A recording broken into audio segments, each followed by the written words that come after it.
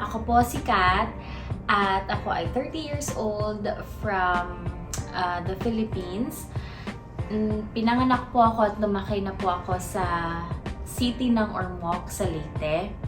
Doon na po ako nagtapos ng high school and nung nag-college na ako, nagpunta ako ng Cebu. Pero kalaunan, bumalik din ako ng Ormoc kasi sa mga unfortunate events sa life. So, doon na din na po ako nagtapos ng college sa Ormoc. And nung graduate na ako ng college, bumalik ulit ako sa Cebu at doon na po ako nag-work ng mga ilang years sa banking industry.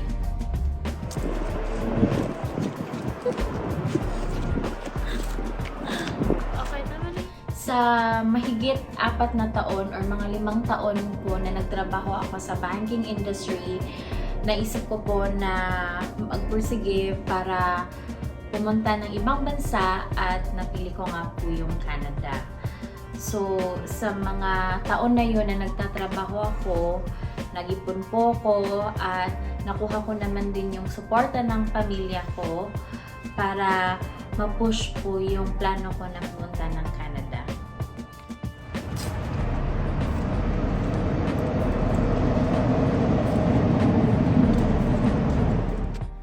Hindi po naging madali yung plano ko na magpursige or magpunta ng Canada sa mga panahon na andun pa ako sa Pilipinas kasi po medyo may kamahalan at medyo kipit tayo sa budget ng mga panahon na yon.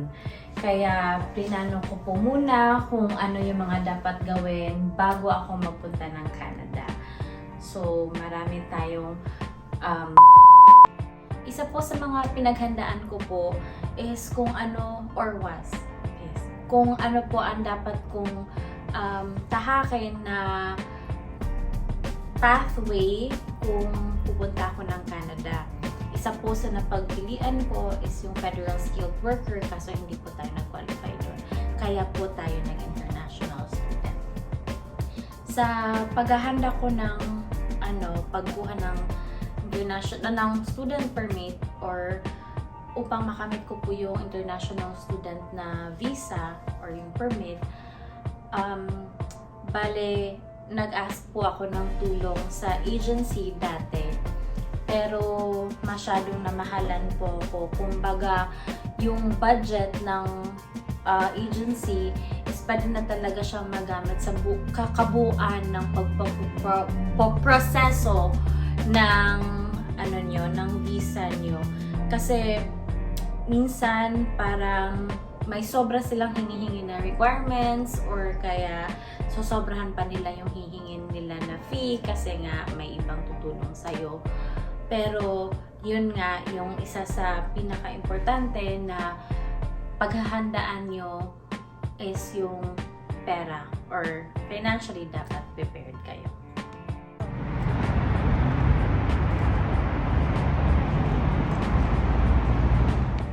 Nung na-approve na po yung visa ko, sobrang excited po ako na makapunta ng Canada.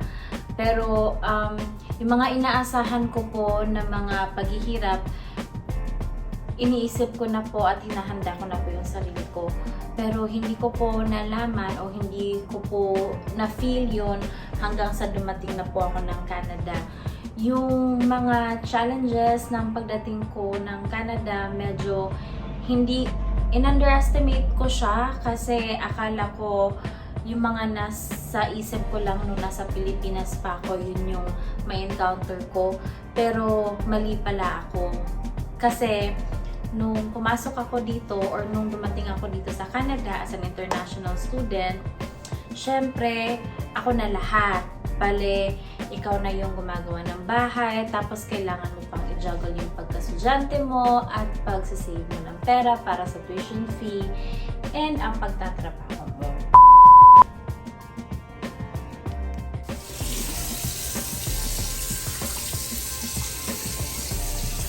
So, yung inaral ko po dito sa Canada was International Business Management.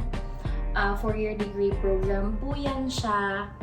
At natapos ko siya ng 1.5 year kasi may mga na-credit naman ako ng mga courses or subjects sa Philippines dito sa Canada. So, talagang sinadya ko na 4-year degree program kasi po para sa visa.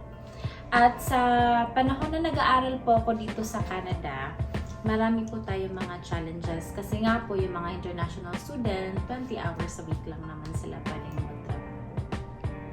And marami tayong mga iba-ibang racket na tinahak or tinanggap para maka-save tayo ng pera para sa tuition fee natin. And nung natapos ko na yung buong program ko, yung buong pagsuschool ko dito sa Canada, graduate ako ng kailan ba yun? Last year lang, graduate ako last year at nakakuha tayo ng postgrad work permit at ngayon ay nagtatrabaho na tayo full-time sa isang brokerage firm sa downtown.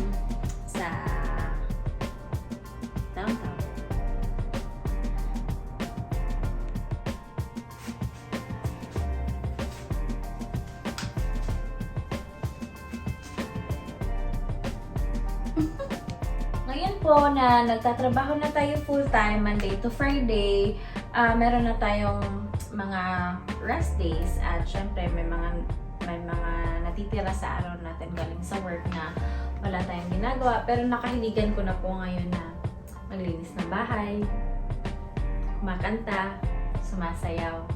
Minsan po ay kinakausap ko po yung sarili ko kapag wala si Kim, tatrabaho siya.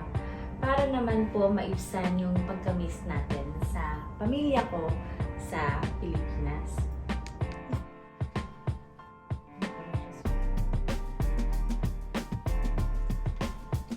Tapos lakad papunta dito.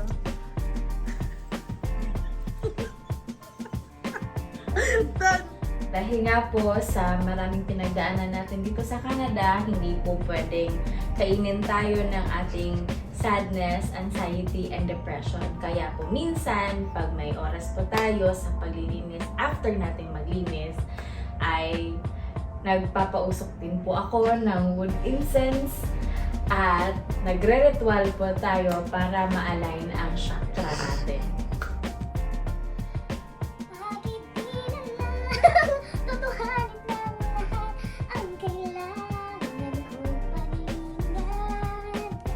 So, maliban din po doon sa mga na-mention ko pong nakahiligan ko ngayon, meron din po tayong goals in life na ngayon ay hindi na tayo nag-aaral. Isa po doon ay ang makuha ko po yung full license ko dito sa Vancouver para po makapag-drive na tayo ng highway.